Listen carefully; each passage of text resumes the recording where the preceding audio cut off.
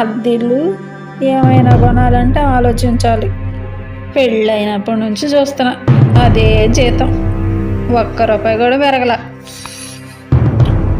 Try చేస్తున్నాను, త్వరలోనే వస్తుంది ప్రమోషన్. వచ్చింది. సంవత్సరం నుంచి ఇదే చెబుతున్నారు.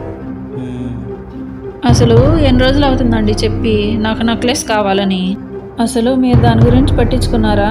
ఈరోజు అక్క వాళ్ళ ఇంటికి వెళ్తే నా తల కొట్టేసినట్టు అయింది.